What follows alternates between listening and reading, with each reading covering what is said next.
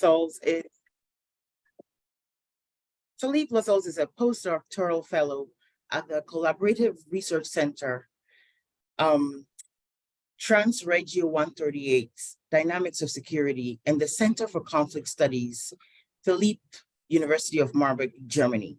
His research focuses on political and social change in post-socialist Central Asia and Eastern Europe, particularly on evolving practices of state building, peace building, and community and public security. Methodologically, Philippe works with a cooperative approach that includes dialogical, activist, and participatory practices, and is inspired by feminist and decolonial debates. He has recently published his monograph titled Post-Liberal State Building in Central Asia, Imaginaries, Discourses, and Practices of Social Ordering with Bristol University Press.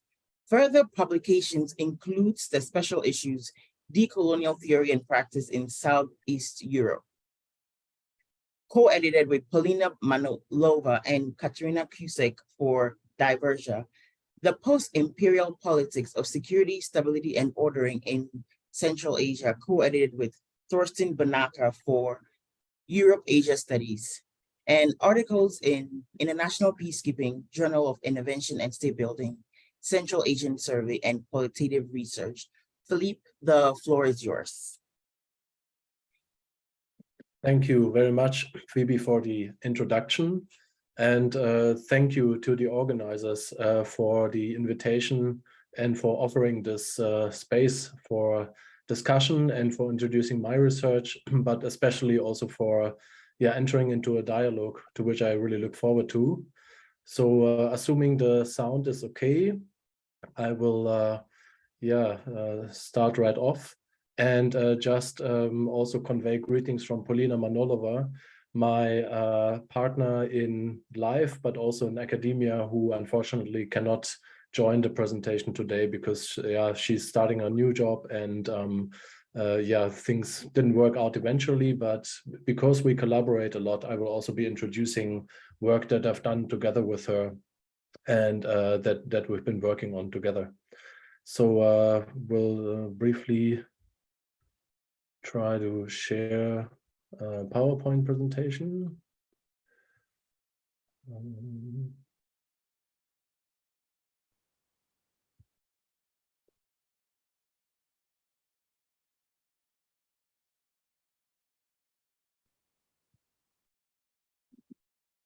Yeah, I've got lots of windows open, so just finding the PowerPoint in a sec.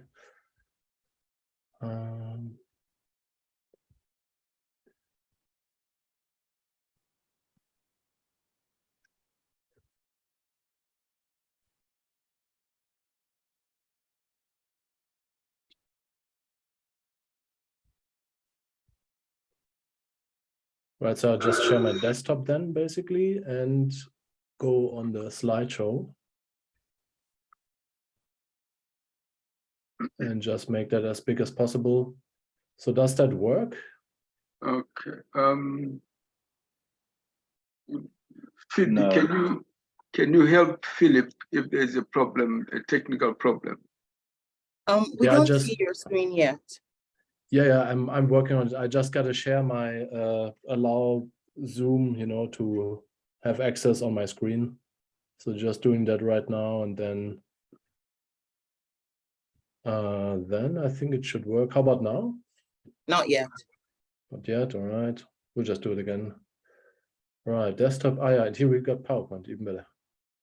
Okay. Right, so now it's better. Now we see it. All right. Yes. So as already mentioned, the title is Decolonial Thought and Action Beyond Settler Colonialism with an express question mark. And I should also start with a brief acknowledgement, kind of inspired by the tradition of land acknowledgements, which in the German context is a bit more complicated. In fact, here in Tübingen, where I live, there will be a discussion next week about the imperial and colonial entanglements of the Swabian local population over the centuries.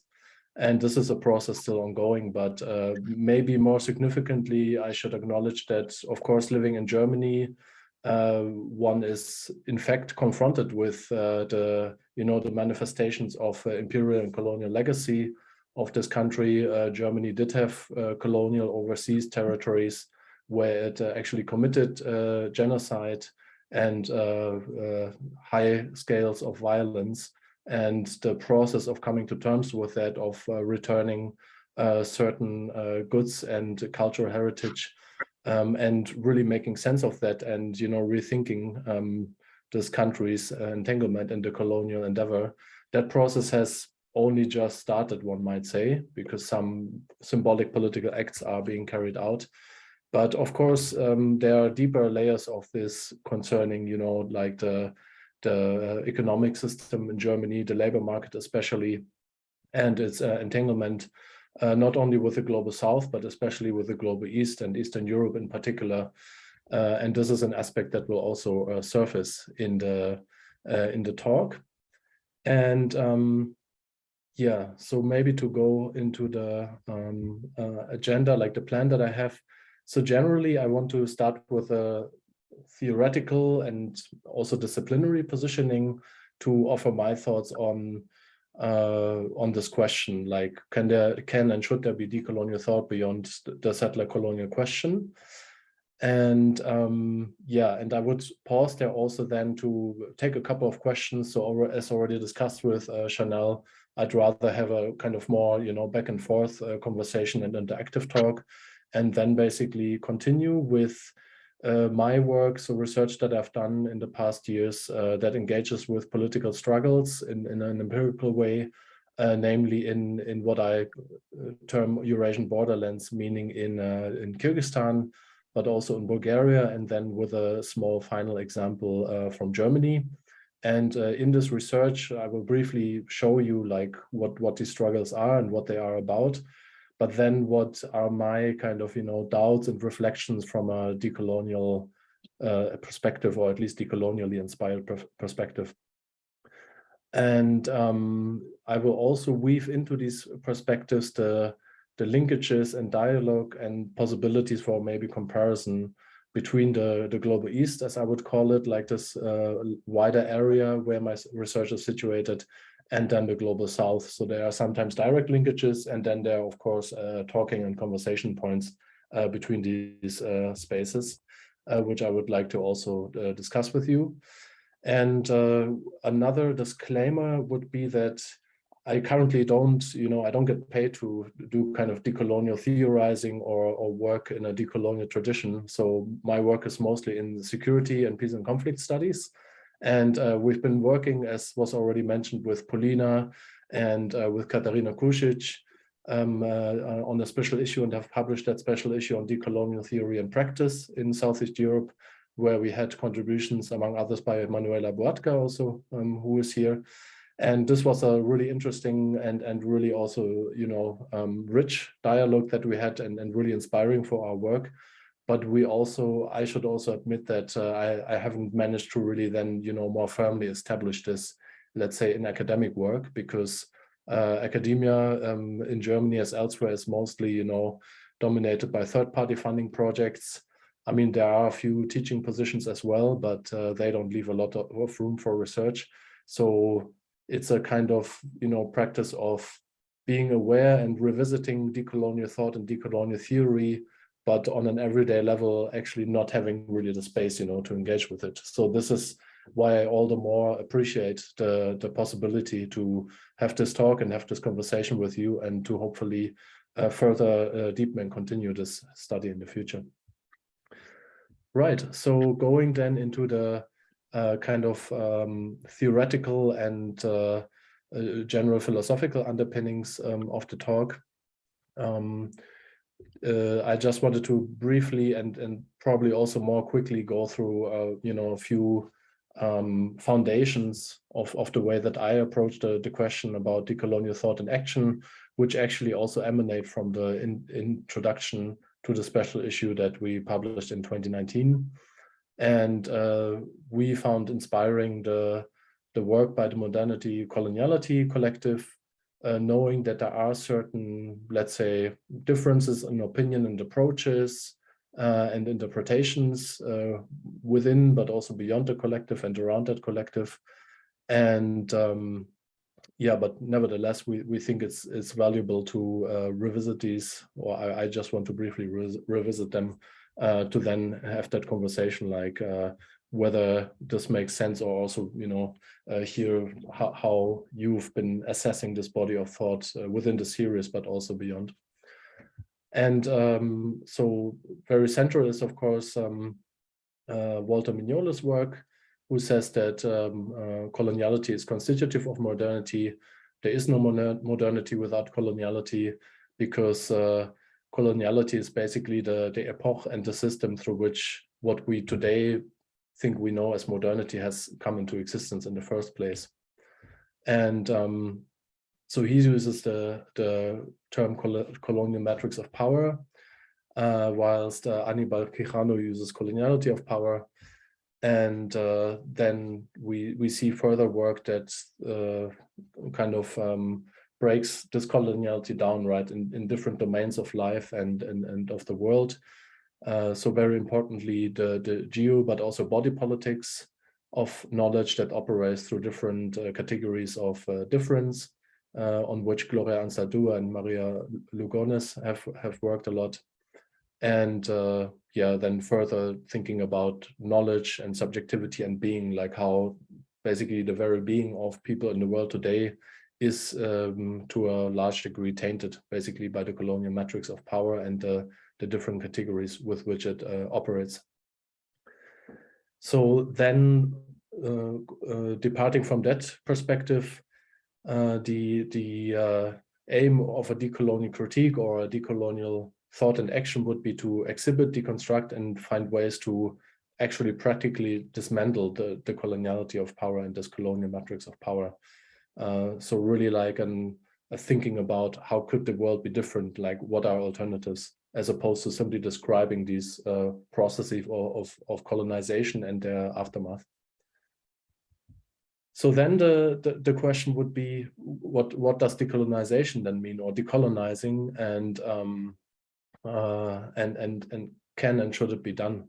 And this is of course important because as you might know, Zoltan Ginelli, who has spoken in this series, has co-founded, or actually founded, a group Decolonizing Eastern Europe, a Facebook group with 8,000 and more members.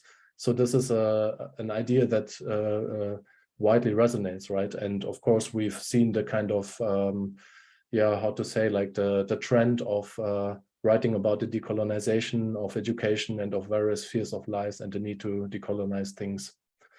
And this is, of course, a rather complicated undertaking, because, for example, from the experience of political decolonization, really in the legal term of, you know, countries not being a colony of a given imperial power anymore, we have seen that in reality, it doesn't really work in the sense of, you know, economic decolonization or also political decolonization, so of the different spheres of life that are still very much interwoven with post-colonial relations of domination and exploitation. So I would actually go right on to then Tuck and Young's 2012 text that was also an important, you know, reminder and basis for our introduction in the 2019 issue, because they argued that decolonization is not a metaphor that you can then apply to any sphere of life and simply, you know, define certain steps that would then help to decolonize a certain sphere or a certain form of knowledge.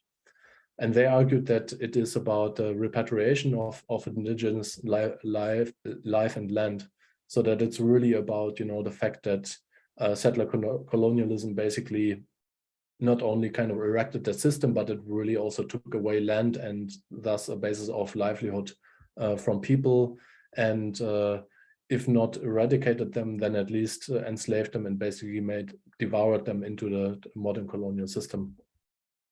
So they argue that decolonization is not a metaphor for other things we want to do to improve our societies, which then suggests that we would have a substantive understanding of decolonization, where it is really rendered in the settler colonial problematique, versus a more metaphorical understanding where the words might be applied, but it would always just concern, you know, a way of improving society in a certain way along certain lines that can, however, not really be, you know, kind of seen as part of a substantive decolonization endeavor. And I mean, I've reread the text the other day, and yeah, it's actually really valuable. And I mean, also made me think, you know, in terms of how basically, yeah, there are these different moves. They call them settler moves to innocence, which basically have a emancipatory, you know, and progressive intention, but which do actually not do much about the decolonization in the substantive sense that they propose.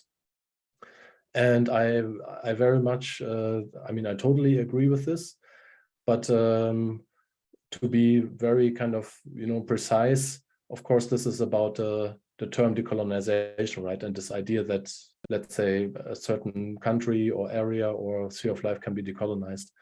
And then whilst we need to discuss these struggles and the necessity to engage in them, of course, there are other forms of domination, which are part of the colonial matrix of power across the world, which are still important.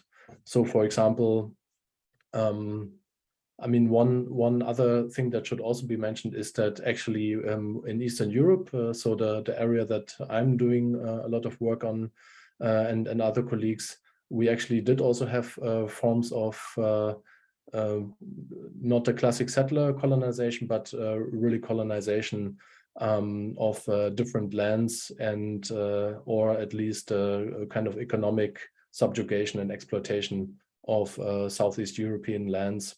And for example, also the inclusion of lands that are today in Yugoslavia into the imperial lands of the Austro-Hungarian Empire.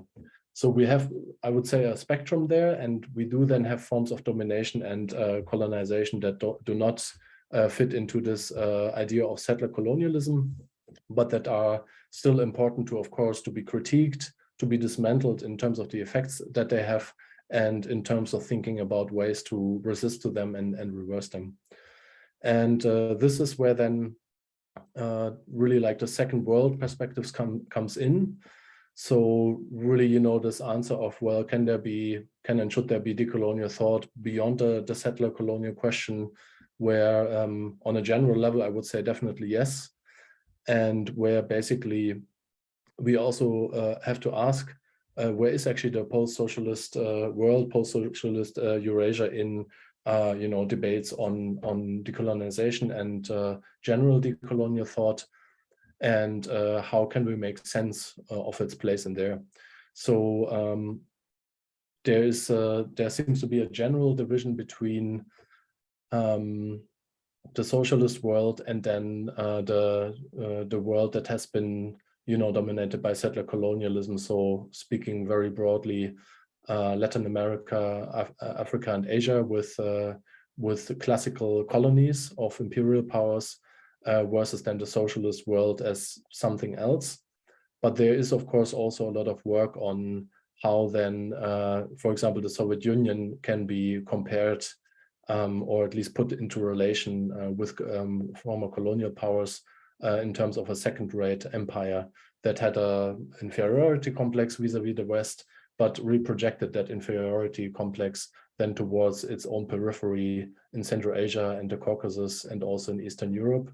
So where we have basically then similar logics of difference, but also of economic domination and exploitation.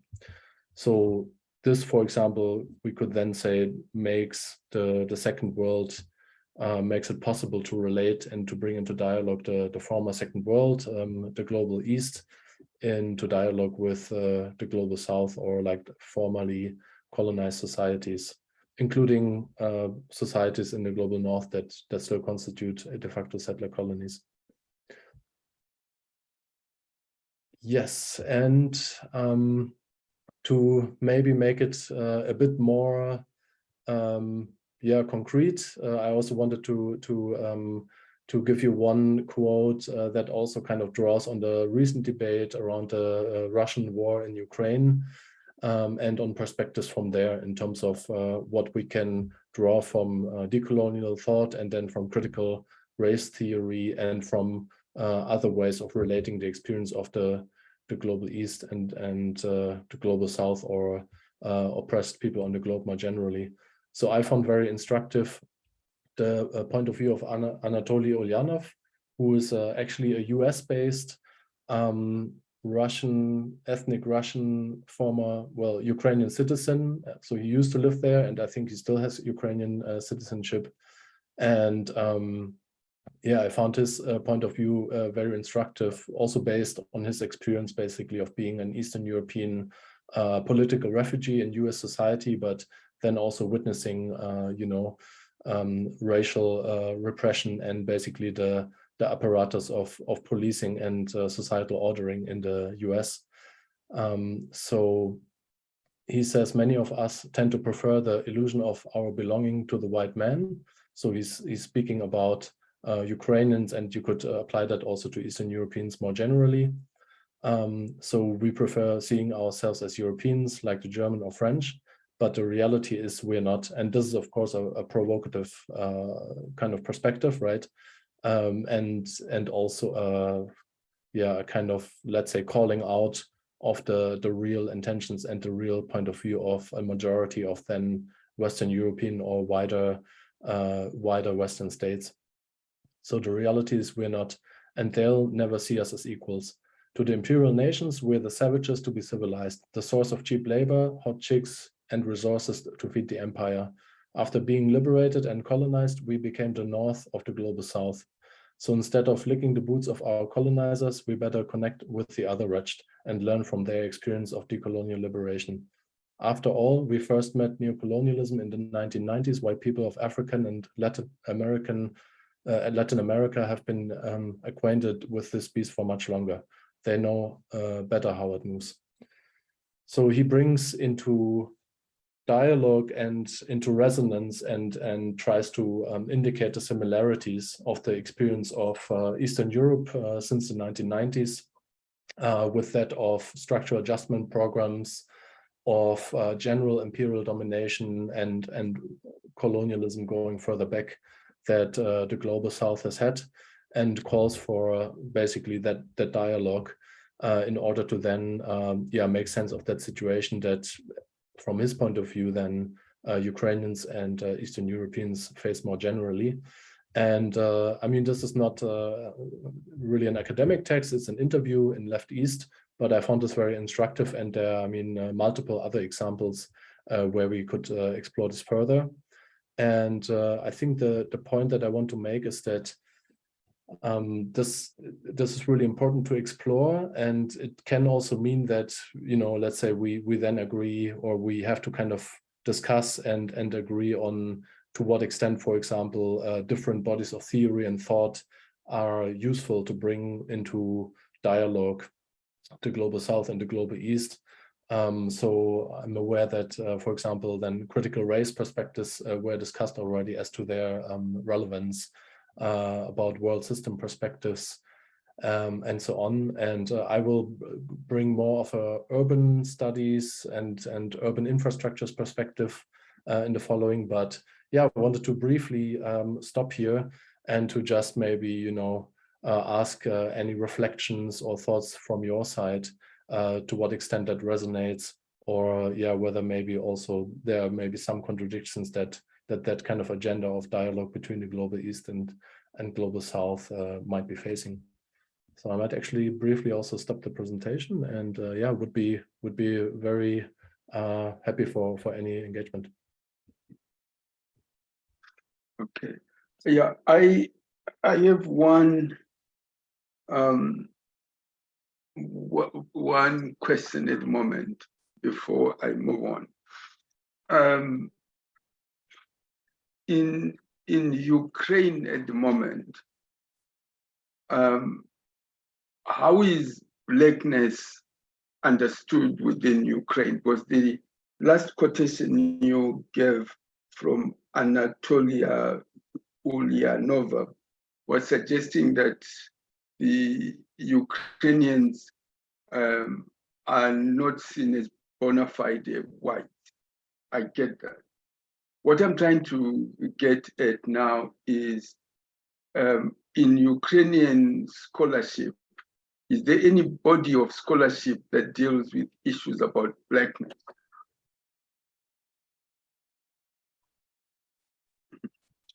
Yeah, I think I can briefly answer that. I mean, let's say I'm not in so much in Ukrainian studies. Yeah, it's okay. Yeah, that's a conversation.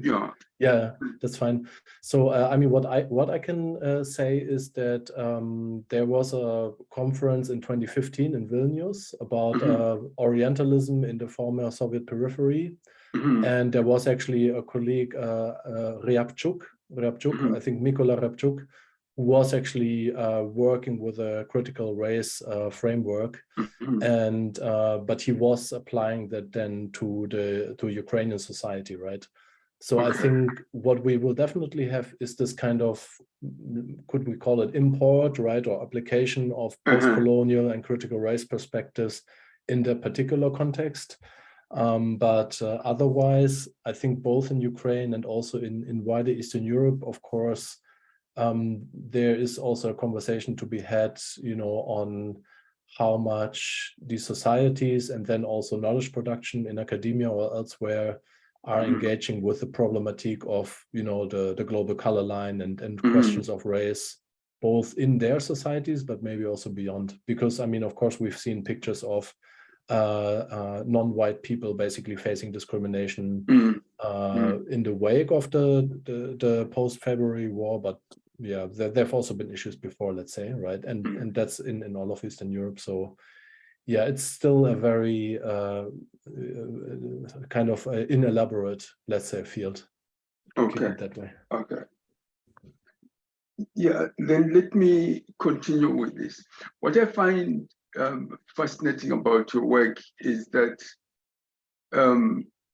you seem to be bringing together two areas that are hardly brought together in research and analysis. When I think about security studies, I think largely in terms of technocratic studies that go along those particular lines. But you are also interested in decolonial studies. So what my question to you is, how do you do a decolonial study of security studies? Right. Because security studies tend to be largely positivistic and interested in issues about technology, particular instruments. So I'm trying to work out how you work around the notion of positivism that seems to be at the core of security studies when you are dealing with decolonial studies. Yeah, thank you. So, I mean, it is definitely, let's say, a cognitive dissonance, right? Because, I mean, security studies by now, and I will keep it brief so we don't wander off too much, right? Yes, but yes. I think by now, I mean, it is a very wide field, and there is a very strong strand of feminist security studies, for example, and of critical security studies that really, you know, takes this idea of human security, so rather safety, from, you know, the vagaries of basically capitalism and also in fact of then this colonial capitalist system that really takes these as its departure point, right? Yes. And so I guess that's the answer. So we have that, but of course, let's say, you know, the institutionalized security studies, it always lags behind these avant-garde debates. And so yeah, let's say that also means that I'm still dealing, you know, with, especially when you deal with security empirically, it always has this positivistic touch, and in the empirics that I will show, we will also see this. So it's difficult, and that's why I think today is really like, you know, an occasion where I try to show, let's say, maybe this tension, right? And also want to discuss with you how then this could be navigated either by an academic like me, right, who has an interest in collaborative research, but also, I don't know, let's say in a given space in Bulgaria or Kyrgyzstan, how can they deal with that, you know, and overcome, let's say, this positivistic and technocratic notions of security, right? Okay, right. Yeah. Do you want to continue, or do you want to open up to everybody? What do you prefer? I'd be fine taking 2-3 more questions, because I mean, I don't have as many slides as Zoltan, for example. Okay, no, that's fine. That's okay. So 2-3 more questions would definitely be in order. Or simply, if you want to share also any, let's say, you know, findings, or like we already had that kind of thing in previous discussions. I'm also that's fine. Does anybody, Chanel, do you want to take over the moderating? Scott has his hand up. Okay, good. Hi, yes, thanks very much, Philip, for opening it up so soon. I have a broad concern. I think it might be a concern you share. So I just want to sort of articulate it. And it really became very apparent to me in that quote from Oleanov about the Ukraine. Sarah Ahmed has written about how, you know, when we express anti-racism, it's very easy for white people especially to kind of do these self-forgiving, to position ourselves as, you know, also being victims in some way of, you know, the racialized and colonial past, and to imagine racial positionality as being kind of like a relation of alongside-edness, where we're all really just the same, and we're all somehow kind of victims of modernity, and how these kinds of moves also sort of create symmetrical relationships, where we think that, you know, kind of an offhand remark about, you know, savages in the Ukraine is the same as like transatlantic slavery and, you know, genocide on a population scale. And I worry about the way that Oleanov is talking about invoking that colonial history, in the same way I worry about the way that decolonization is taken up by the BJP in India, sort of apparently Hindutva, which is a fascist ethno-nationalist project, is a decolonial project. And all of this history is invoked in order to advance Hindu supremacy in India by Modi and his party. So I'm worried about that. And it's not that I don't see that people also are worried about that. So for example, in Zoltan's presentation, he was very subtle about Hungarian positionality, but it sounds to me as if his Facebook group that you mentioned with 8,000 people talking about how Eastern Europe also needs to be decolonized, there are dangers in thinking of Eastern Europeans as the victims of colonialism. And I wonder if all of those 8,000 people in that Facebook group have the same level of subtlety that Zoltan does when he thinks about these issues.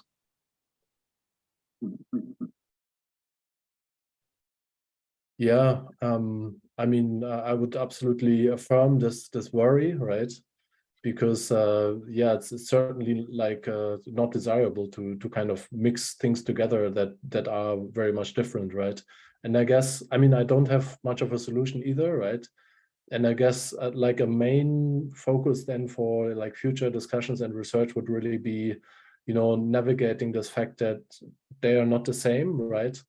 But they are part of a wider system. So let's say we call it capitalism or colonial capitalism or whatever we want to call it. I guess all can agree that the underlying logics are pretty much the same, right? Actually, Cedric Robinson in Black Marxism is also writing about that, right? Because he writes about the case of the Irish, right, within the British Empire, and how things like practices of ordering and of differing between people. I mean, he puts these like in, let's say, in a continuum and in a spectrum with other practices of imperial and colonial domination, right? But yeah, so I guess what we would then be looking for is a kind of key or a taxonomy, right, where we can still legitimately say, well, they are part of a wider mechanism or process, without kind of equivocating, as Tuck and Young used the term, right, equivocating these things, right. Yeah, so and I don't really have the answer. And I mean, yeah, of course, in any group or any bigger collective, right, there will always be different positions to something. And I guess that's normal then, that not only in that group, but also elsewhere, we have the more instrumental, you know, usages of decolonial thought or of decolonizing agenda, you know, that go more towards this kind of nationalistic politics, as in the BJP example that you say. And I mean, this problem is not very, I mean, not uniquely specific to decolonial thought, right? Because you have it with other things as well, right? Let's say anti-racism, right? If we take that maybe as a separate, somehow separate concept, and that is also then abused by, you know, I don't know, white people or white supremacists or whatever, right? So I guess, yeah, this is always a problem with certain concepts and bodies of thought. But yeah, at the moment, I could only affirm this and say, yes, this definitely needs to be worked on further. Okay, thank you. Let's go to Manuela. Yes, thank you. And hi, Philip. Nice to see you again. I agree with Scott's worry about that part of the quote. I'm actually interested in the other part of the quote and have some misgivings about that, because I think the problem really lies in the concept of neocolonialism, and the statement that Ukrainians have experienced neocolonialism after 1990. And so the parallel with Latin Americans and Africans knowing colonialism for longer is the problem. But then what is the definition of neocolonialism if it's only after 1990? It seems to be like a many-headed hydra that you cut a head and it comes up again. I mean, Kwame Nkrumah was speaking about neocolonialism in '65. If for Ukraine it only starts in 1990, then this is like a flexible category that ends up not being a useful one if it's too flexible, because it encompasses everything. And I guess then the specificity lies in describing, I mean, we can talk about coloniality, which is not colonialism and which has many forms and encompasses many forms. But there are other concepts like inter-imperiality that Laura Doyle uses, and there's a increasing literature that uses it as well, and Anka Podbolescu and I use it. To discuss the specific context in which Eastern European imperial context and the negotiations within and across empires had implications for a racial and ethnic matrix and classification and hierarchies without being the same thing as either colonialism or coloniality. So I guess even the neo is more problematic than colonialism in that concept. So I think what we need is more conceptual clarity. Would you agree? Yeah, absolutely. Thanks, Manuela, also for raising that, because I think the good thing then is that it shows there are many concepts around, right? And I mean, certainly some are more useful than others. And I mean, I guess the problem we have is really with the sweeping, right? The sweeping nature of some of these concepts and descriptors. And I mean, in any case, I think we can also agree that there needs to be a variety, because some approaches or concepts capture certain processes better and in a different way than others, right? Yeah, so then I also wonder if, I mean, yeah, depending on the context that you're looking at, it should simply be different concepts. And we basically say we use these concepts as kind of more mid-level or not so sweeping ways of capturing processes, but we can still say they are part of a, you know, more deeper and also more abstract coloniality of power, or whatever we want to call it, right? So I guess that's kind of the direction that I'm thinking in. Yeah, whether that really makes sense, I don't know. We'll probably have to think more about it, but yeah, definitely agree. Thanks, Philip. Would you like to continue your presentation and then we take questions, go back to the questions after? Yeah, I just briefly also reply to Magdalena's question and then continue. Okay, sure. So, You can do that. yeah, so she asked whether and how the Global South might be interested in joining struggles of the Global East, and yeah, how the white privilege would play out in the decolonizing alliance. Yeah, and against the background of Magdalena's Polish Ecuadorian biography. And yeah, I mean, it's a difficult question, and I guess also it's maybe one part of the answer is that neither, you know, of the Global South or East should be, I don't know, joining someone else's struggle, but that it should really be, you know, a dialogue where they come together, right? And it's like everyone says and shows what they bring to the table, and then what are their interests, and then we look for commonalities. I think that would be important. And as already indicated, I mean, from from history, we have examples how these things went, right? And so, for example, with the non-alignment movement, founded officially in 1955, that there is a lot of research there, but there's also research on the white privilege that was kind of surfacing in it, right? And that where basically you could see, well, there are still racial privileges that are also drawn on, right? And that kind of lived on in this attempt of being non-aligned from both the Western Bloc and the Eastern Bloc. And I think it would also be inevitable that these still play a role, but keeping it maybe, you know, to this imaginary or already happening dialogue between the Global East and South, I guess what's also important is then simply the fact that questions of privilege, of racial differentiation and intersectional differentiation simply also have to be, you know, at the heart and in the center of any such dialogue, right? So they cannot be allowed, you know, to simply be somewhere in the background whilst you're having some political struggle that is kind of the main thing. And these questions of privilege and hierarchy, you know, remain undealt with. So yeah, I would leave it with this and then jump back into the presentation. And yeah, this will be now getting much more specific. And I see I should be disabled from screen sharing. I don't know if you can re-enable me to do that.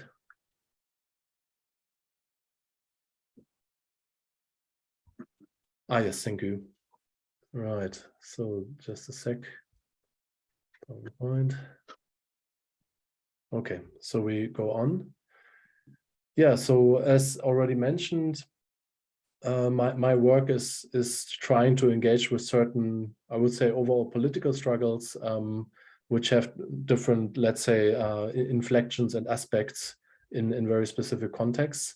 And maybe also as a preliminary, okay, this is slightly repetitive, but yeah, I just wanted to briefly introduce you, you know, into this field of urban infrastructure studies and their intersections with political and social theory. So generally, this field is looking, I mean, or a part of this field is looking really at the issue of infrastructures in the Global South, I guess we could say. So it's about how infrastructures, you know, what is their role in life and how do they reproduce and entrench certain social processes, and what's the possibility maybe also of, you know, through the battle around infrastructure to reverse certain things and certain developments.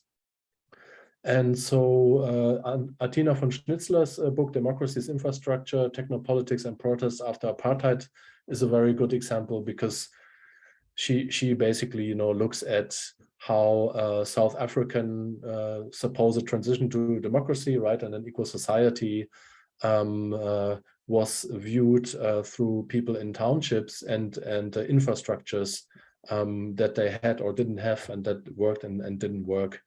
And yeah, basically shows also how, especially also through corporate actors, there was a politics of exclusion going on there, whereby you know, infrastructures either weren't built, or whereby, for example, electricity meters had the effect that people who are, structurally disadvantaged and cannot afford certain services were then excluded from them, which of course then had health and other implications.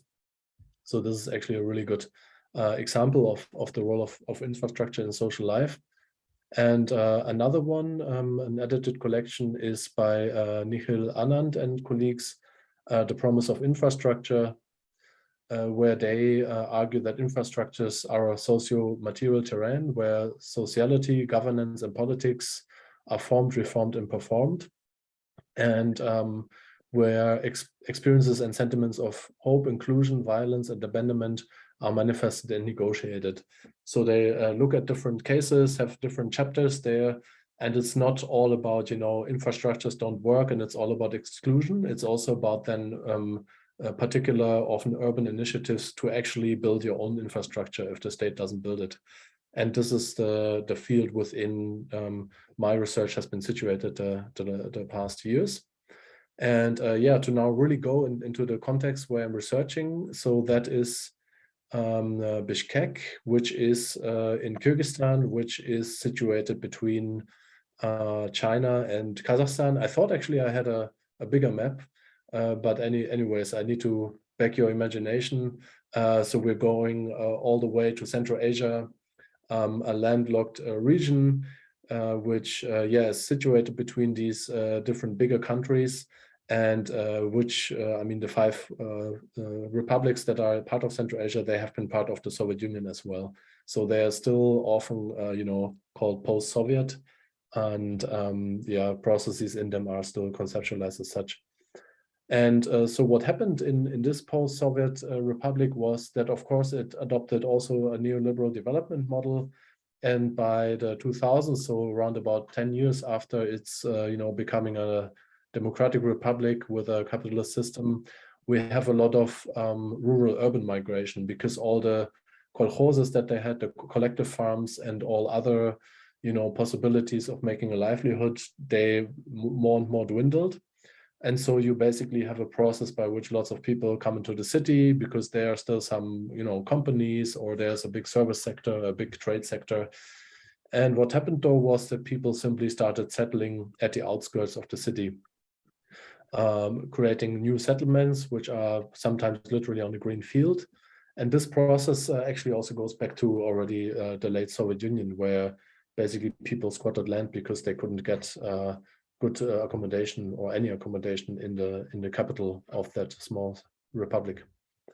Okay, so we have these outskirts there. Sorry, things got flipped around a bit. So we're in Kyrgyzstan and moving on to Bulgaria later on. Yeah, so as said, they're sometimes literally on the green field. So we see here, for example, a photo where we have like a micro district, like a panel block settlement at the fringe of the city, and then people just started building small houses actually right next to their field in this picture, so where they can grow some crops and living right out of the city. And the average picture is basically that you have these dirt roads, unpaved roads, which especially in the winter or winter season are in really bad condition, and and also generally a lack of infrastructure. For example, here we see electricity poles, but these often are still lacking, and then, for example, gas or other energy supply is often non-existent, and canalization is also non-existent. So people need to basically set up their property in a way that they can kind of self-supply themselves. And another big issue is also the fact that actually many of these settlements are still illegal. So people can actually not even apply for getting certain services and utilities, because simply this is land that either they have squatted, or there are also big schemes of selling land on part of the municipality or middlemen and middlewomen without actually having a proper title for this land. So the issue of illegality also excludes lots of people from these services. And this is around 250,000 people that live around the city of about 1.2 million. So up to a quarter of the population is living in these conditions. And yeah, I was looking at attempts to improve the situation. So started actually by working with the UN Population Fund, which was running a large-scale project, to improve the situation in these new settlements. So, for example, here we see that they did things like on the top right, building a playground, because playgrounds are, for example, also lacking playgrounds or sports pitches, for youth and young people to have free time activities. Or, for example, on the left, simply a kind of communal space. So, for example, in some cases, for interviews with groups, we just met like on the meadow of the respective village, like just somewhere on the grass, because they simply didn't have anywhere to go, like no communal spaces. And as part of the wider activities, what did happen in some places was, for example, that canalization was built. And another big issue was the building of schools. So on the bottom right, we see a massive school for their general average for probably 1,200 or even 1,500 students, which is supposed to ease the situation where basically now schools have 4 times as many students as they can accommodate. So let's say you have school capacity for 200 students, but they would, take on 800 students in 3 shifts or even 4 shifts, meaning that the infrastructure and the buildings are simply completely, overcrowded and overburdened, not to even speak, of the situation of teachers. And yeah, I think I'll just go on. So I was then in the course of research further in touch with community-based organizations that conducted this work and that have actually conducted it also since already the late 90s. And one such organization was Arish, who have founded so-called self-help groups already from the 2000s onwards, which basically, organized people in each new settlement into smaller groups where they then try to lobby either their local MP or the local administration to build certain infrastructure and to, get certain minimum standards for a better life.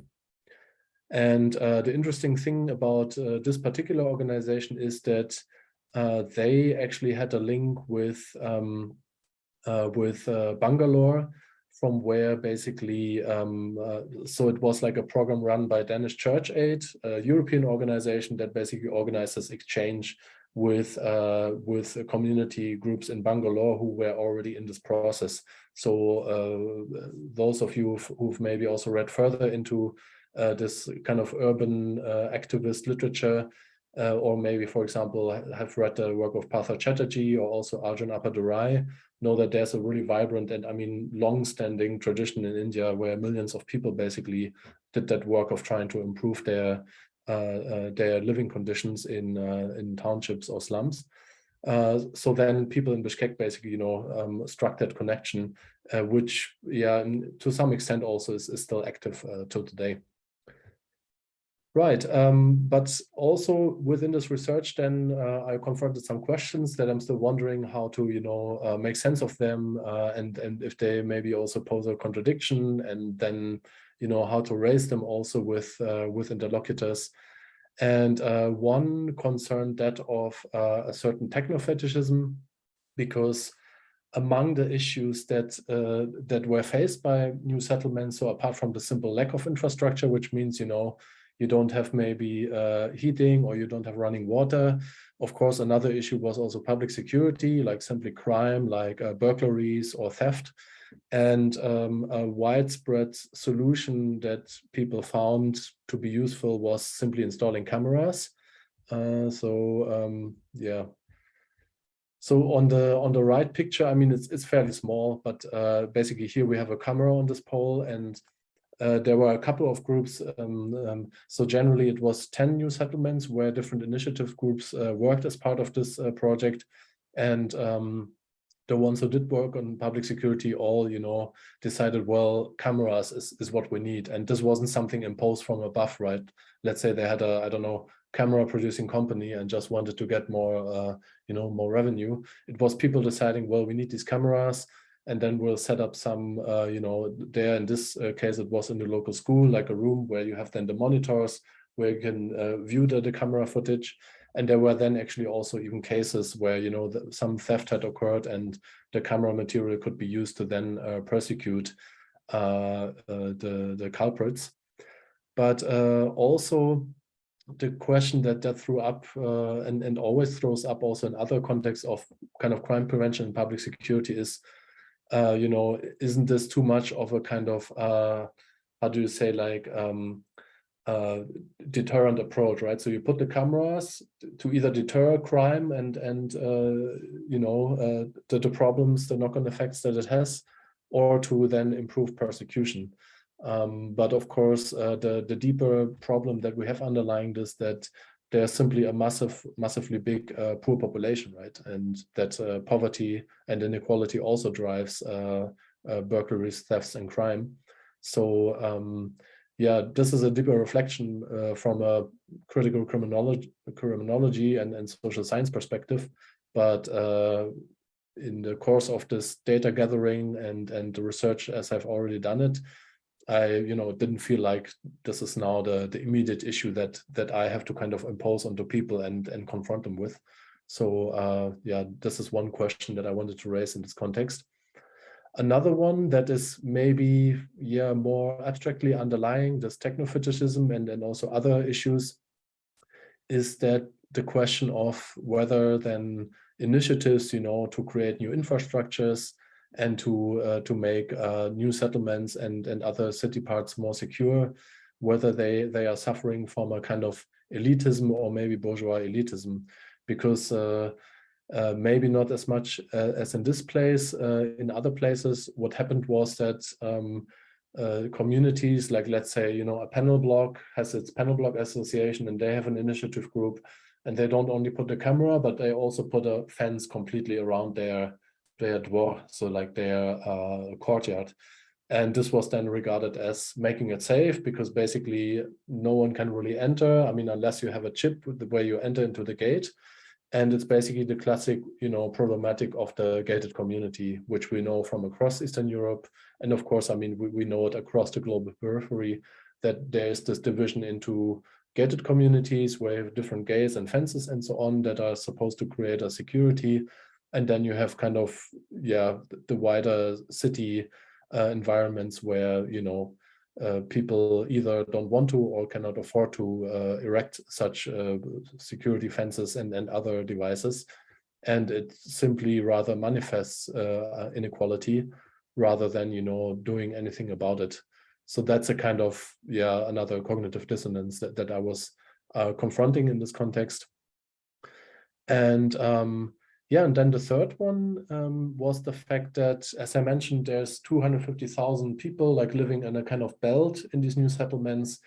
And there was, you know, a perception of a fragmentation of the initiatives that they were undertaking. So some of the communities were speaking to their local MPs. So, I mean, you have a city parliament or like a city council, if you will, and you have different deputies in there. And you also have the national parliament, which is also located in that city. So you have single communities speaking to their MPs, but then you didn't have, you know, like any way in which they were actually organized collectively. There had been a youth group that had tried to organize like an association of United New Settlements. And they, however, failed, or at least like it was then just a very small part of 6 or 7 new settlements. And it was, you have to say in that context, only youth, in the sense that, let's say, there's an issue in that society, as in many others, that youth are often not really taken seriously, and it takes a long time until they, you know, are actually heard. And politicians will, you know, invite them to take their complaints and suggestions and so on. So, and otherwise, a kind of, you know, more collective attempt of bringing together the different new settlements had also been done by the association Arish a couple of years ago. and they were just still, you know, kind of thinking of, well, we should really do that. It should really be done at some point, but they somehow couldn't get around to it.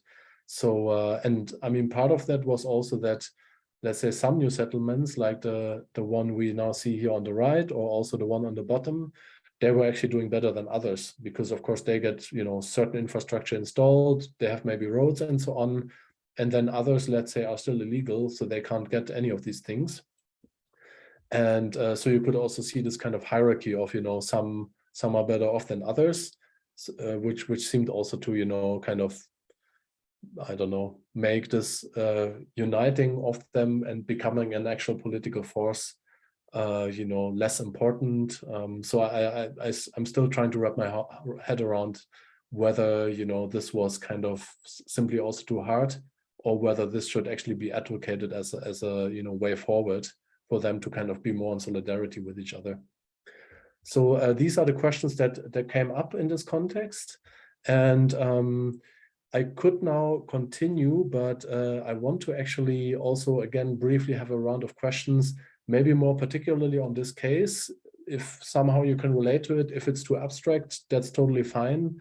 If it's just one or two questions, you know, I'll just move on in 3 minutes. But otherwise, yeah, would appreciate if you like to exchange a bit about this, and yeah, whether you can relate to these issues of this elitist kind of, you know, air that some urban or general political initiatives have about the techno-fetishism, and this issue of whether to kind of unite and scale up the political towards a more political movement. Thanks, Philip. I will give the floor to Cecile first, and then I will read Michael Scott's comment. Cecile?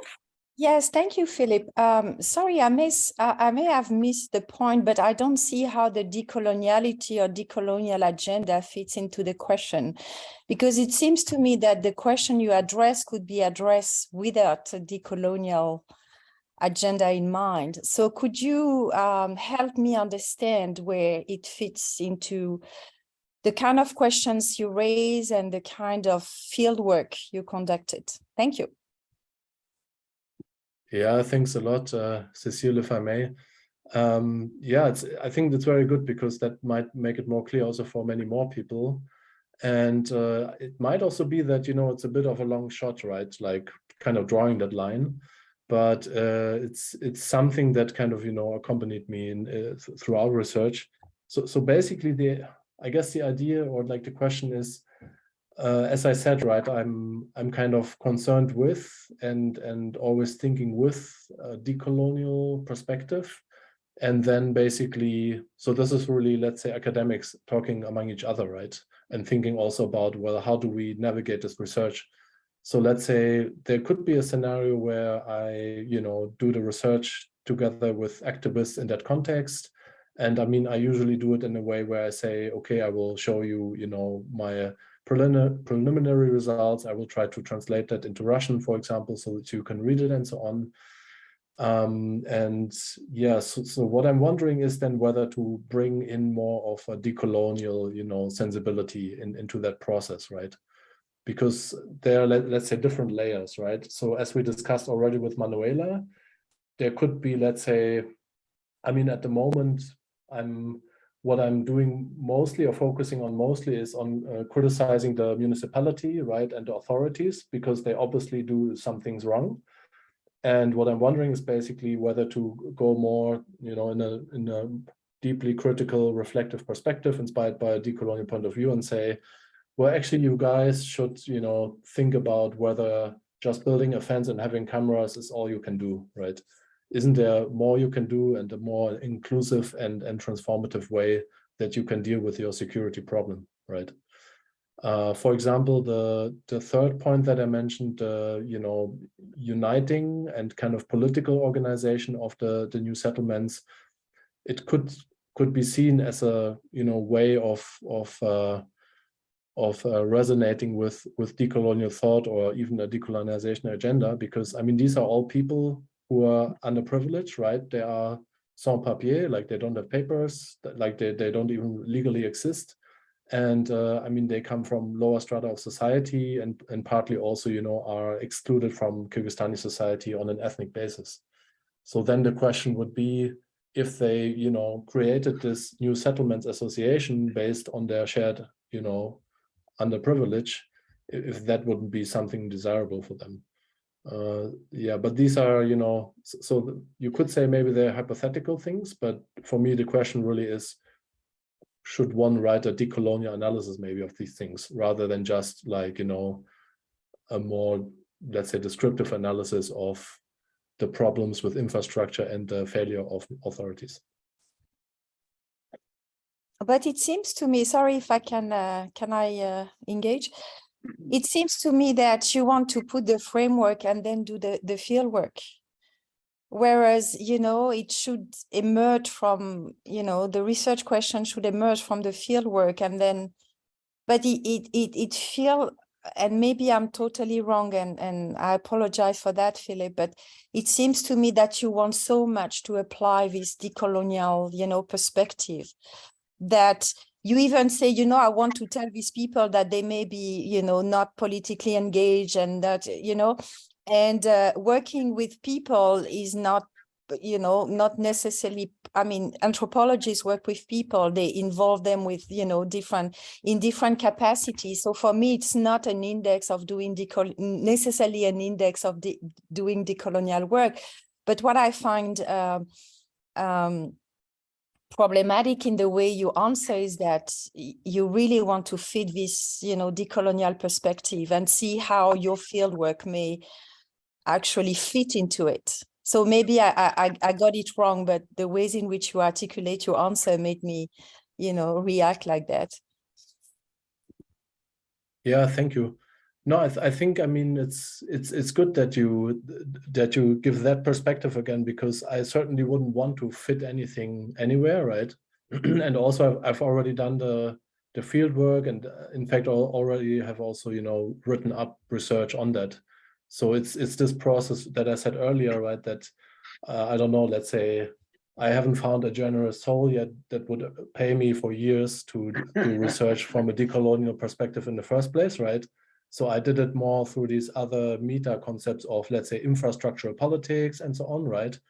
But I mean, these meta concepts, they have underlying, you know, strands of thought that are inspired by or even explicitly decolonial. So we have, I don't know, let's say Ruth Wilson Gilmore, you know, who is a really part of this wider canon, and who inspired Nihil Anand and others collection on infrastructure. And it's, I guess the question is, so yes, it's definitely not fitting. And if you say it would be a process of putting together things that don't really work together, I'm like, okay, that's fine. I take that because I didn't do it anyways. But I still want to, you know, discuss with others whether and how we think these things speak to each other or should be made to speak each other. So just putting an open question and also accepting no for an answer. Okay, let me read out Michael Scott's comment. I'd like to second Magda's interrogation of the existence of solidarity of the Global South with the Global East here. Given the recent harsh experiences of students and migrants, asylum seekers from Africa, the Middle East, and South Asia, in or transiting many countries of Eastern Europe, most recently and critically since the outbreak of war and population flights in Ukraine and elsewhere. The plight of African students is widely discussed in terms of outrage and disgust in the so-called Black Twitter. I have been privileged to discover in recent months. Since my sister is a freelance translator of Russian and review of Slavic cinema, I follow the discussion or reporting pretty closely on this. So what is your view on this, Philip?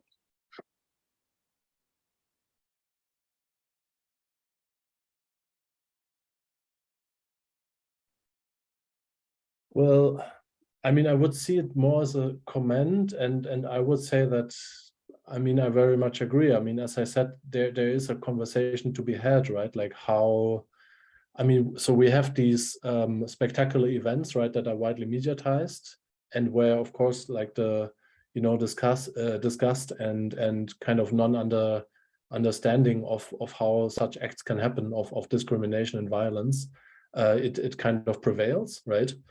But I think beyond these singular instances, there's a conversation to be had about, you know, the, let's say the, how to say, like the kind of knowledge and the thinking about questions of race and specifically about intercontinental racial dynamics in these countries, and yeah, how then also this should feed into not only a societal debate but also, you know, be mirrored in scholarship.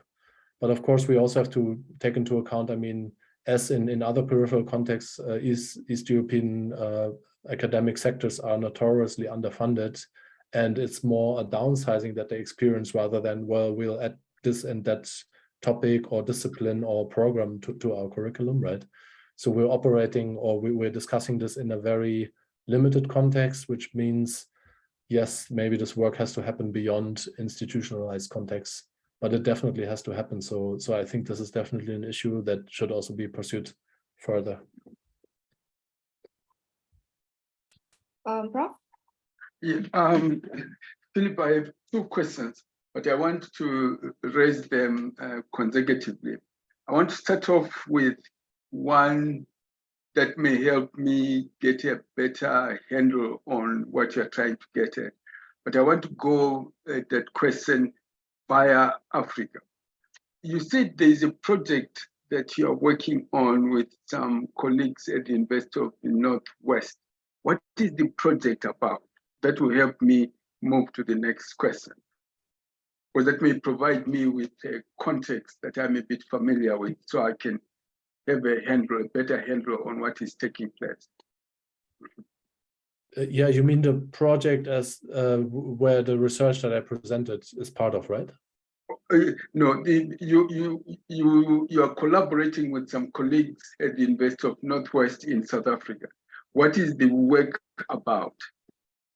Yeah, so I mean, that is on critical infrastructures, actually. Oh, okay. So the question, I mean, you know, what infrastructures are critical and what not, and that governments have maybe other ways of saying what's a critical infrastructure than people in a given community. But I have to say, I mean, this project is basically over. So okay. This is now, you know, an attempt to go deeper, basically, and making a deeper sense of this, let's say, discursive, you know, narrative that we had about the infrastructure and the different understandings of it. Okay.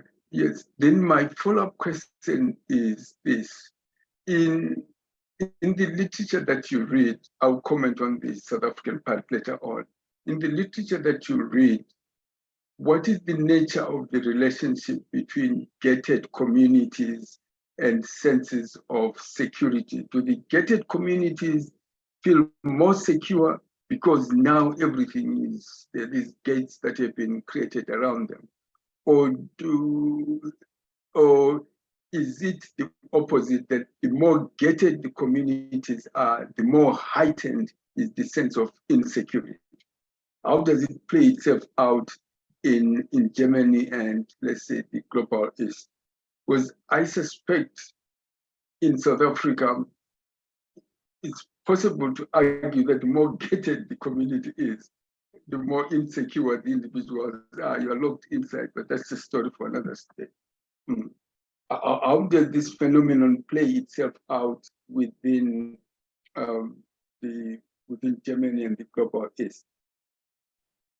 Yeah, I mean, I mean, for Germany, I'm not even so sure, but so I guess it's more this first scenario that you indicated, where it's like more symbolic gating, because let's say, I mean, yeah, it's more the symbolic level, and then things still happen, right? So people can still go through the gate when it opens. Yes. And they still go into the house, or stuff is still stolen, and but then basically the logic also was like, interlocutors told me how, well, we had this footage, but the camera didn't have enough quality resolution, so we need a better camera and so on.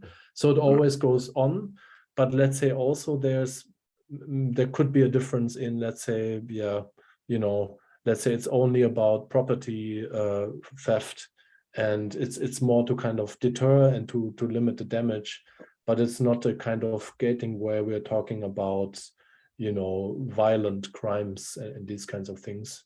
So it's this more petty symbolic level, but I still see some problematic, you know, problematic dynamics in there where I wonder how to reflect on them. Okay. Right.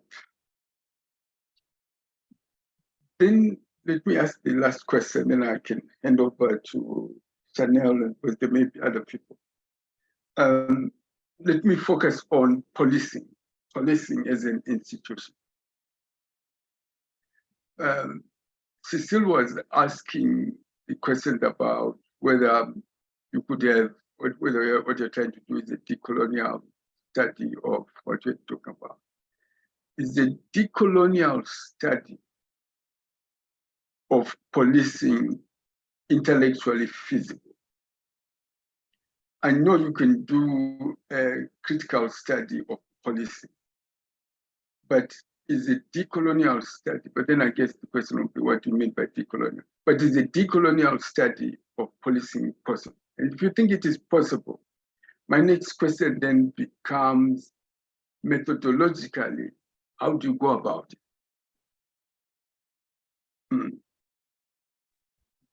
Yeah, thank you. This is an extremely interesting question, and I'll not go too deep into it. But so basically, the civil society organization that did this stuff with the cameras. So they created the groups. They asked them, "What do you need? We want cameras." Then they managed to somehow figure out the camera business. So they also work more broadly on police reform. So there then these questions emerged, right? And I would say, plainly, yes, a decolonial study of policing is feasible, and it's already happening, because we have abolitionist thought now already established as a very broad and wide field, and there are studies of police abolitionism, right? So the idea of abandoning the police as part of a wider colonial state apparatus that will never be able to shed and escape its colonial and racializing logics. And of course, there's a big debate on what should come after the police or instead of the police, and this is definitely not simple. So I recommend you have an extra event on this, but it's definitely a related question, and yeah, very important. Okay, thanks. Chanel. Thanks. Over to you, Scott. Thanks, Chanel. Philip, I've got a slightly strange question, and I hope it's not unfair. So please, if you've got nothing to say on it, just say. But I'm very interested in the kind of the knowledge politics in Germany. You said that you're not funded to do decolonial work.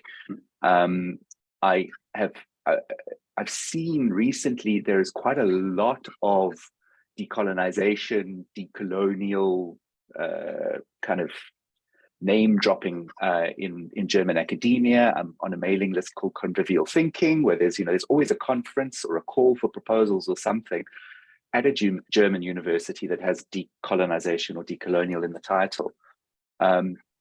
So it seems to me as if there's a big interest at the moment. But the other thing that I associate very strongly with Germany in the present moment is an unwillingness to criticize Israel, to talk about Israel-Palestine as an instance of settler colonialism, and in fact, kind of shutting down people like Achille Mbembe, etc., disinviting people who do talk about Israel-Palestine as an instance of settler colonialism. So I just wondered what's the politics there in thinking decoloniality in Germany for you at the moment? Yeah, thank you so much, Scott. This is like probably the most exciting question I could imagine, and I will have to be careful in answering because I want to keep my job. Okay, that's fine. So basically, the first part, yes, there is an increasing interest, but I would say there are like different layers, right? So when people work, let's say they just use time within their work schedule to explore what they really want, there is a lot happening with the decolonial thought, and that kind of agenda. In terms of actual third-party funding, because then where the actual, let's say, employment and, intense research lies and is like third-party funding project, I think there the decolonial agenda hasn't really arrived yet. What I see is currently the post-colonial agenda slowly arriving. So there is, for example, a network on post-colonial hierarchies in peace and conflict, that Manuela is incidentally part of. So, and I think Manuela anyways knows much more about this, so maybe she could add on that at some point. But yeah, so I would see it like this, you know, that funders are like, well, all this decolonial stuff, that's crazy, but okay, we'll give you some post-colonial funding, you know. And but yeah, because yeah, I mean, obviously the decolonial, let's say, perspective also puts into question, right, or very critically reflects the idea of academic knowledge production in the first place. So I guess it's a tricky relation also then that would have with research councils and, you know, government funded research and so on, right? So I guess that's where we are at the moment. And yeah, I mean, with the issue of settler colonial regime in Israel and the shutting down of critique of it, that's definitely happening. And I think it's simply a part of the, you know, the legacy of Germans' role in World War II and the Holocaust. And that simply, so there are a number of groups and forces that are probably not ready yet to engage with that critique. I guess that's fair to say. And yeah, but there are a lot of people that don't play along with that and that say it's possible to critique what the Israeli state does or what you know, settlers in the Israeli state do and not be an anti-Semite. But I think in the majority of institutions and political actors and let's say the consensus of German politics, that equalization mark still stands, right? If you critique Israel for its settler activities, you actually de facto already are an anti-Semite. So, and that's, I mean, I don't agree with that, but it's a reality that many of us have to live with here. And that's the situation for now. Okay. Thanks, Philip. Mari? Yes, thank you for an interesting talk. I'd like to go back to the issue that Cecile raised about decolonial approach. So I understand that it's like this in the US, like you have to really do it. If you want to get in funding, you have to do it. That's sort of like amenable to funding, right? But if you really want to pursue decolonial scholarship and not think about grant funding, what kind of scholarship do you envision? Do you imagine? Like, what does it look like conducting decolonial research within your field? How does it look like? Yeah, thank you, Anita. And I think also I would answer this question and then just move on into the rest of the slides because there's some still left. So I would say, I mean, so this talk and the perspective I'm giving you actually continues our special issue from 2019, because there what we did then, you know, thinking about decolonial action in Southeast Europe was to describe a number of struggles that are already happening. And we were asking or thinking about whether and how this can be seen as part of decolonial action and decolonial thought. So how does it map onto and can be seen, you know, to be part of a decolonial sensibility, right? And both back then and now, I acknowledge that it's not a question of settler colonialism, but that these struggles still have a meaning and they have a deeper, you know, sensibility that can be seen in this decolonial perspective.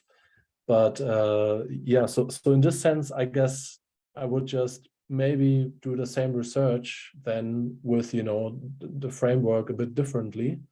But it would still also, because I mean, at the end of the day, I'm interested in social and political struggles, right? So I wonder whether and how we can see certain political and social struggles that are actually then also around racism and anti-racism, right? Around certain labor struggles, whether and how we can see them as part of a broader decolonial movement. And yeah, so as said, this is already the process of grappling with that and making sense of, you know, when maybe certain struggles and positions are not very compatible maybe with a decolonial sensibility, and then, you know, trying to relate them still. And I would continue now with that. So thank you. And yeah, now go to the case of Bulgaria or more particularly the city of Plovdiv, where basically I was researching, so I think that should have popped up by now, the district of, or the neighborhood of Stolipinovo in the east of Plovdiv, which is a neighborhood mostly populated by Turkish origin citizens and Roma origin people. And it's part of a number of neighborhoods that are circled and included here in green brackets. So you can basically see that in the city of Plovdiv, it's not like in Bishkek with a belt around, but we have basically, you know, neighborhoods even within the inner city, basically, where we have minority-dominated neighborhoods, which have also been called ghettos at, at many instances, actually. So Stolipino was actually known supposedly as the biggest so-called Roma ghetto in Europe, whereas from the statistics and the response we got, it looks more like it's a majority Turkish origin population. But Bulgaria, I mean, this also speaks a bit maybe to the issue with the racial question in Eastern Europe. So what Bulgarian society does is to simply label all people that have a maybe darker complexion or dark hair, to call them gypsies, right? Which does usually not correspond with what people identify as. So gypsy has this, I mean, it's a slur, a racial slur attributed to Roma, and then it's simply also applied to Turkish origin people. At least that's what Polina and I have so far found out in our research. And the situation in that neighborhood is that for the years since the breakdown of the socialist system, what we have is a complete neglect of infrastructure and services. So the neighborhood is known and notorious for its piles of waste because according to authorities and the mainstream society, people are not able to dispose of their waste properly. So that's why they have these heaps of waste, as you can see in the left picture, and why the city administration argues they need to have these bulldozers where they then dispose of 200 tons of waste at a time. And other issues being, for example, illegal small buildings and constructions like garages. So in the bottom picture, you see a free field that used to be all different, garages and small buildings that people were building, but they were all demolished because they were illegal. So it's basically this discourse of, well, illegal buildings don't have a place and they will just immediately be demolished. Nighttime is also interesting because you can basically see in the top right picture that, the street lighting is also very minimal. So generally the infrastructure of this neighborhood is quite dilapidated. And through the research, I met people from an initiative called Žitelji, what was it again? Residents of Stolipinovo, Žitelji na Stolipinovo. So an association that actually during the pandemic time, when people were in high need of help, that actually collected money. So because basically you have, the population, it works a lot on these day jobs, right? So let's say on the bazaar, they have a bazaar there, or they do day jobs in construction, in repair, and so on. And with the lockdown measures, the closing of the bazaar, these livelihoods were basically either completely eradicated or, highly diminished. So what they actually did was do a fundraising campaign. And apart from that, they are also positioning themselves as completely different from the corrupt associations and NGOs that have run projects before. So what they do is they always post on social media when they get donations. And this is kind of their understanding of total transparency that, well, see, to the last penny, we will show you what donations we got. And what they then did basically was, for example, on the bottom left, you see they got material to fix a house of someone in need, or they got a lot of food and clothing donations for people in need in that neighborhood. And I actually go one slide further for the moment. Oh, no. Okay. So, so that's an association from within that neighborhood. And the interesting thing, though, what they're also doing, I mean, as if that wasn't enough, they are also actually collecting donations to help communities in Africa and Asia. So they're actually mostly Turkish origin, the members of that association, and they basically say, to show, the kind of pride and dignity that we have, we will not only collect money for our community, but we will also even give, support to people who have it worse than us. So, for example, they collect money to build water wells, as here in Bangladesh, or, for example, for the Qurban holiday, so the holiday that inaugurates the Ramadan month. They collect different donations to then, in fact, finance Qurban meals. So basically buying sheep and goats, which are then slaughtered and eaten by different communities across Africa and Asia, as you see in these two illustrations. And you can also see, I mean, they have much more of this. So the idea is also to really, make that seen so that people who donate can see, okay, like my money also arrives, and this is a very transparent and proper way of basically, helping poor people. And an observation that we can also make from that is that basically, there's maybe also an idea, I don't know, of let's say a humanitarian mission, right? So it's on the one hand simply solidarity and helping people in need, but it could maybe also be argued that there's a kind of humanitarian mission underlying that, where you also want to portray yourself in a particular way. And actually, that's then that leads to a number of questions. So also one question that was emerging in the course of the research, and I mean, this is still ongoing. We're collaborating now also in the German context. And one question that emerged is, for example, whether then this initiative is too Turco-centric, so to have too many Turkish origin people, rather than a more broader basis also of Roma origin people, or at least collaboration with them.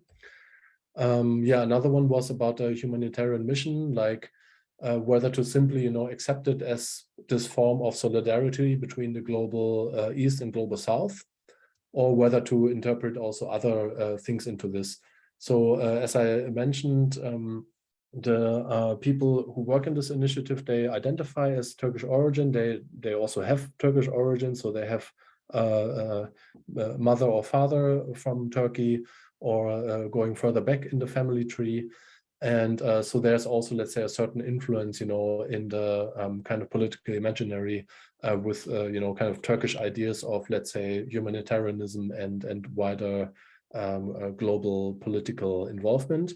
So there's maybe a question as to, whether and how that plays a role for them to also undertake these charitable initiatives.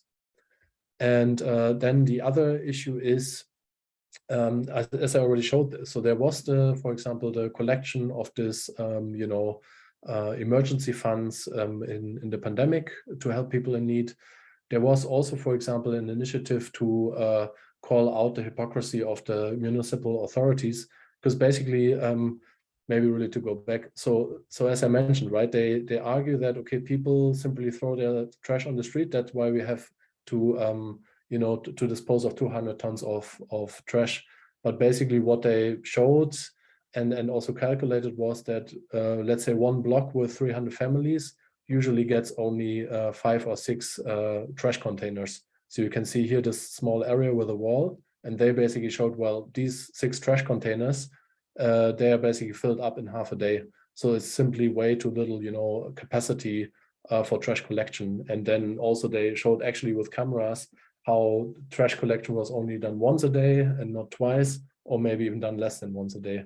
So called out the municipality, which was very valuable, but of course the municipality still, accuses the population for making the fault.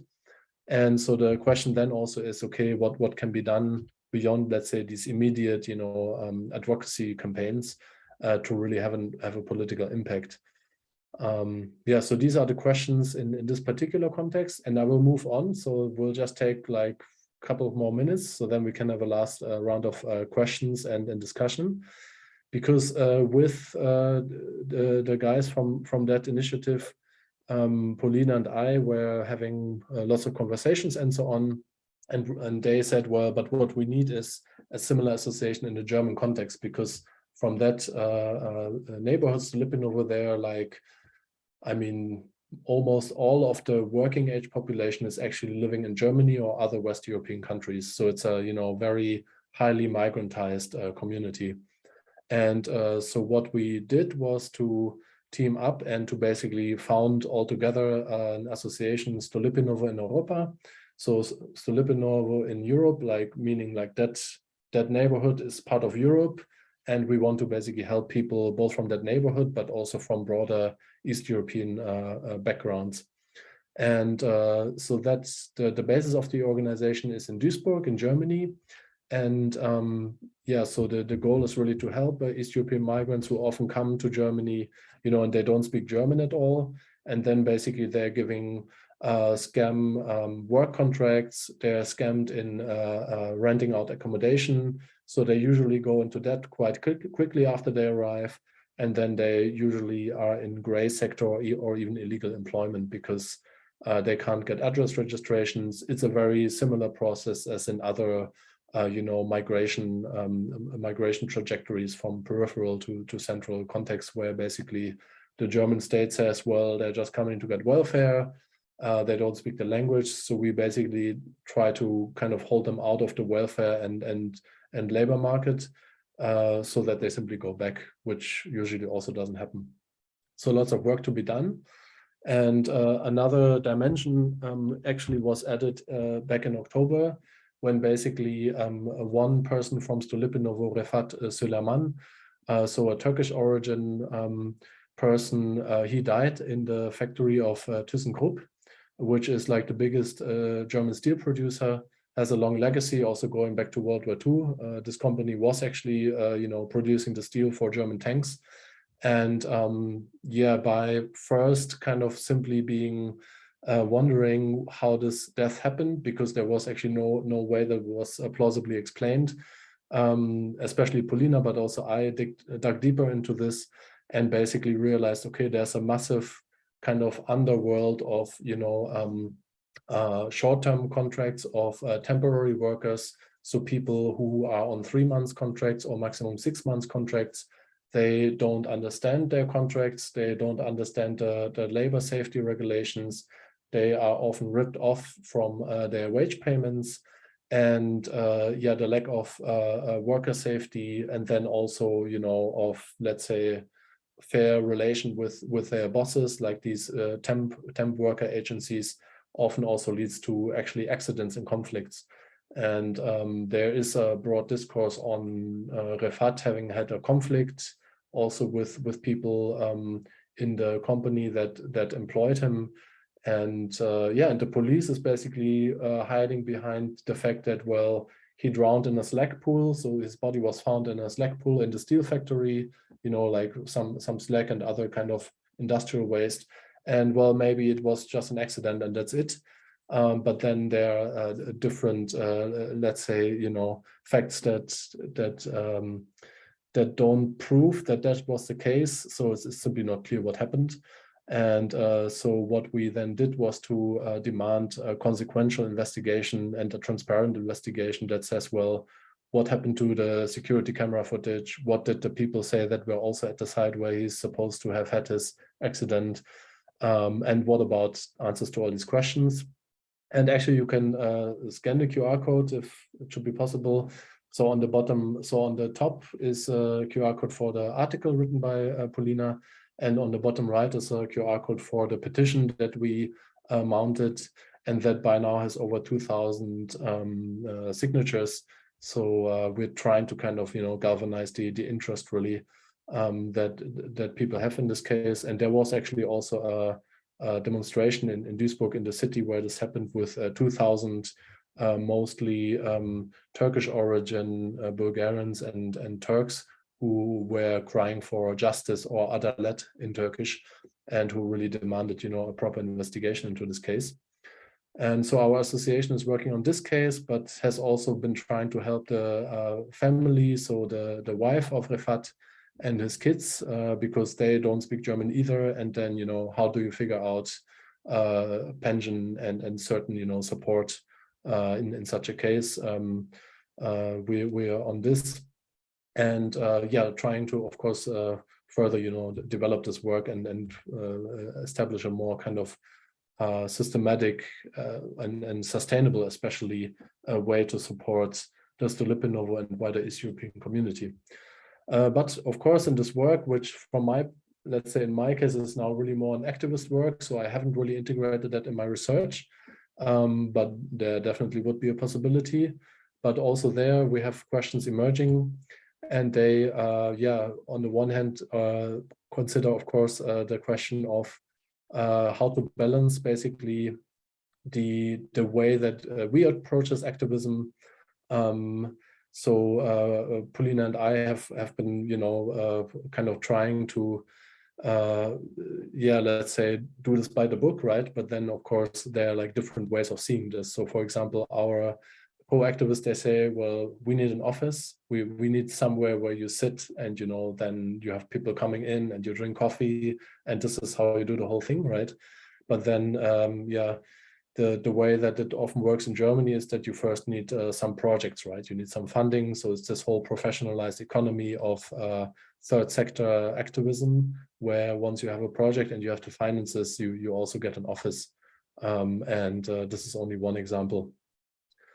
Then another question is on, how to pick the battles. So, for example, this case of Refat has really cost us a lot of time and effort, and it's been a lot of time that we put into this.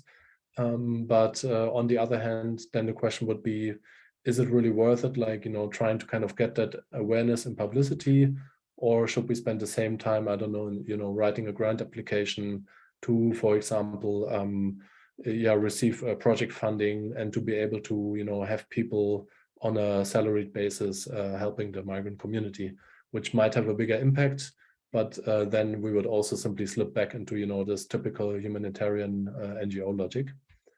And a third dilemma that the work is also facing every day and that needs to be negotiated is whether and how we collaborate with authorities and also the wider political spectrum. So, for example, in the fight for justice for Refat, we've received a lot of support from the left political spectrum. So the Die Linke, for example, has endorsed the initiative, or also left newspapers have engaged with this, which is good. But it also means that you quickly get ostracized in German society, because mainstream German society doesn't like leftist platforms that much.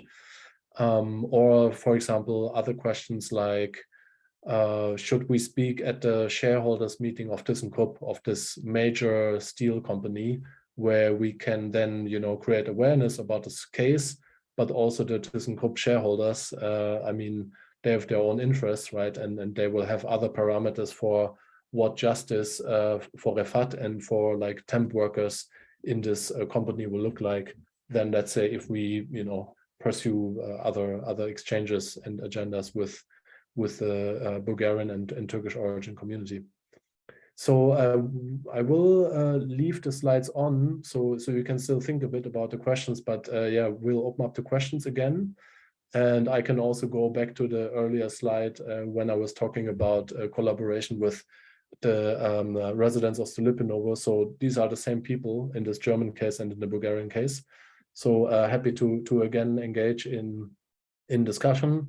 And just as a disclaimer, I'm aware that this doesn't all sound very decolonial, but there's definitely the element of neoliberal capitalism that we encounter in all of this. And there's also the element of identity-based, if not racial, exclusion and subjugation and exploitation, basically, of East European and especially people, differentiated along racial lines in the German labor market. A problem that we are tackling, and where I'm wondering, how do we see this within a wider, maybe decolonial struggle, And if so, what are the implications? So happy for any questions. Thanks, Philip. Okay, so we are very close to our ending time for me in South Africa, 6 p.m. So is it fine if we can take one more round of questions and then we will have to end the session? So anyone who would like to ask a question, please just use the raise hand function, or you can also write in the comments.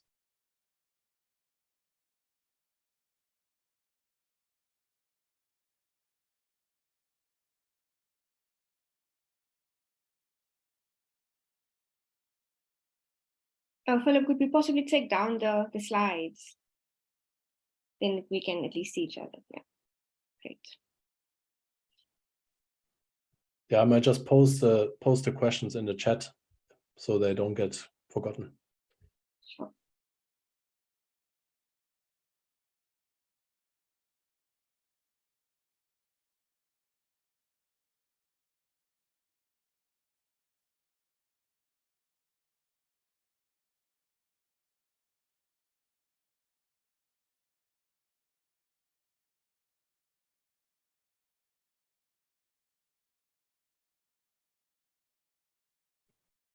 Could I raise a quick comment slash question if it turns into a question? And this is to go back to Scott's very first comment about the potential challenges or concerns with an alliance between the global South and the global East in the decolonial struggle. And while that conversation was going on, I started wondering about two things. One was, if we approached the conversation in terms of what we are trying to accomplish, what the goal ultimately is there any space in which we can contemplate the possibility of such an alliance, not necessarily in terms of the origins or trajectories of the various struggles, but what the possible decolonial futures of that struggle can be. I'm reminded in that thinking of the likes of Paulo Freire, possibly Fanon, and those who believe that emancipation from oppression can only be secured from those who are oppressed and not the oppressors, right? And I wonder to what extent one can push that thinking even further to suggest that there is a perpetual entanglement of the oppressor in the identity of the oppressed in such a way that they rise or fall together. It's either we achieve a decolonial future together or we don't, and there is no way. I mean, I think the idea is ultimately to erase that abyssal line, to use Santos, the dividing line between the oppressor and oppressed, the colonizer and the colonized, the color lines and so forth. If we can't get to a point where we erase those boundaries, then is the struggle even worth it in the first place? So it seems to me like on one hand we see, I mean, it's a serious challenge that we can't expect that just because someone has some sense of being oppressed in their corner of the world, and they think, oh, that's identical with what's been happening for centuries, right? Or perhaps how they themselves have been complicit in what's been going on for centuries and been benefited from that. So that's obvious. But I think on the other hand, I wonder what the direction we are headed. I don't know if this forms into a question, but that thought was playing in my mind while that conversation was happening. It does, and what it raises, one important issue: what we understand by solidarity, and how in some context, like I can't remember which speaker was talking about this, that it may be important to distinguish between struggles that are important and struggles that are urgent, in the sense that solidarity will occur if these different groups are all in agreement in terms of this matrix that you are confronted with, about what's something that is urgent that needs to be done and something that is important. So, for example, in the US, you could say police brutality is an urgent phenomenon. And racism is an important issue that needs to be discussed. So any engagement will have to come up with more and more sophisticated ways of understanding how to characterize these different types of struggles. And ultimately also, any engagement that seeks to establish solidarity will have to come up with some understanding of what a struggle means, both socially and cognitively. In other words, there's an entire intellectual apparatus that we will have to build up concerning notions of struggles, solidarity, etc., as we try and establish connections between the global East and the global South. Before you engage, Philip, I would just want to ask the Bochus question that relates to Prof. Marconi's question. In the Cold War period, solidarity meant Eastern Europe patronizing Global South as unequal partners to be taken advantage of as a buffer against capitalists. How genuine is the solidarity you refer to today? What end results or conclusive satisfactory conditions can we look forward to when we have achieved the goals of solidarity?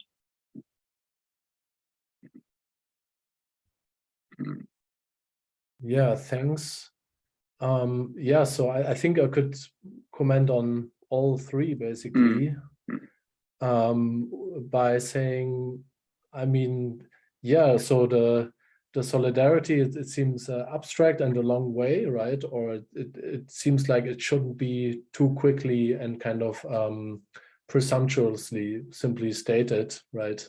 And then we kind of get entangled in all sorts of contradictions and so on. So I guess a more, let's say, or less ambitious kind of approach and also pathway could be to simply look. I mean, as Simfree just mentioned, so to look at what systems and mechanisms of oppression do we encounter, right? And how are they maybe similar? And can we simply, exchange and support each other in working against them, right? So that would then, I mean, it wouldn't necessarily have to be, something that we call decolonial, but it would in itself already be something valuable. So very simplistically, or, starting very, very simply would be, for example, something like economic domination and exploitation, right? Because what we see is Eastern Europe, I mean, yes, it's partly part of the European Union, but there's a massive, mechanism of basically economic domination and exploitation that, yeah, let's say some details are different, but actually, I mean, I've been doing international economics and trade in my undergrad, and I mean, we know the massive issues that Western trade policy is causing in large parts of the world, right? So I guess if we stay in very specific questions and sectors, that conversations becomes easier, and it can become quite complicated when we look at very specific struggles, right?